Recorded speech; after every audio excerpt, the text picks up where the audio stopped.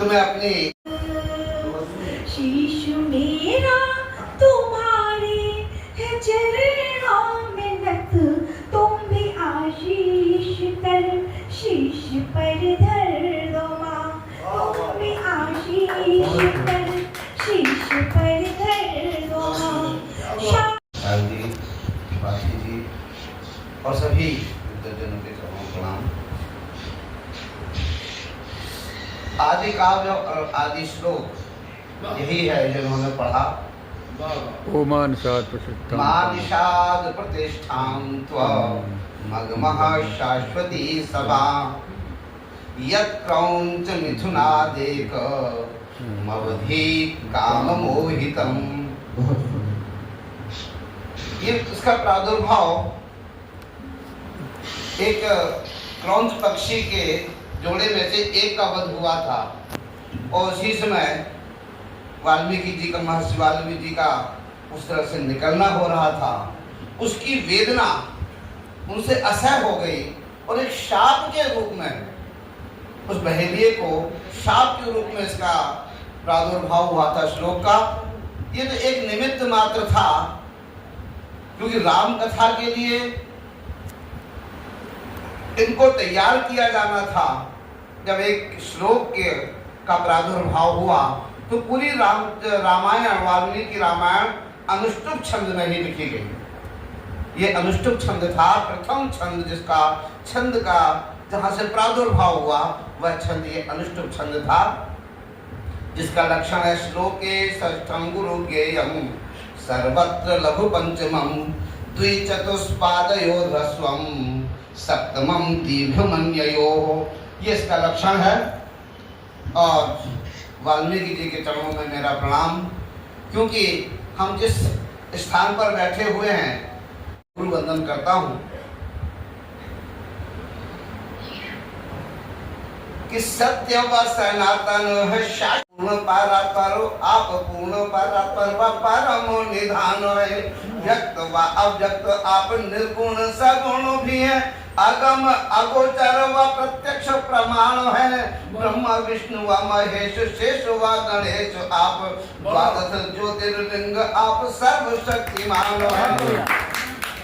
गुरुदेव हृदय कि ब्रह्मा विष्णु व महेश शेष व गणेश आप, द्वादश ज्योतिर्लिंग आप सर्वशक्तिमान है। गुरुदेव हृदय बसो व काम क्रोध हरो, सविता विवेकानंद कर गुणगान है। सविता विवेकानंद कर गुणगान है। और मैंने माँ से क्या प्रार्थना की है, देखें आप, एक घनाक्षरी में मेरे गीतों में या कविता में मेरी पत्नी का नाम जरूर रहता है। उनको मैंने छोड़ा नहीं अपने साथ से, और मैंने कुछ उनको धन नहीं दे पाया, लेकिन उनको अपनी कविता में स्थान देने का प्रयास किया। देखिए, तो माँ से मैंने क्या प्रार्थना की है कि हृदय में राम का स्वरूप दिव्य बसाओ माँ, रसना पे राम नाम रस टपकाओ माँ। कि नयनों में लखन व हनुमान मातु सीता सहित श्री राम भव्य झांकी दिखलाओ माँ। श्रवणों में समदृष्टा दीन बंधु दीननाथ, राम जी की रम्या कथा मृत बरसाओ माँ। उस सविता विवेकानंद को न चाहिए है कुछ, राम भक्ति दे के धन्य जीवन बनाओ माँ। राम भक्ति दे के धन्य जीवन बनाओ माँ। इंदु मुख वारिज नयन मेघ वर्ण मृदु कोमल कपोल स्मृति अधर विहार है। कि पीत कट वसन अरुण उत्तरीय सोहे, कंचन किरीट मणि कंठ पुष्पहार है। कि महाबाहुओं में महेश्वास सरदृढ़ स्कंद, राजत तुणीर तन अति सुकुमार है। सविता विवेकानंद मूर्ति बसे यही दृढ़, मांगे वार वार मातु यही उपहार है। मांगे वार वार मातु यही उपहार है। और एक गीत के साथ अपनी वाणी को विराम देता हूँ, क्योंकि ये साधना स्थली है।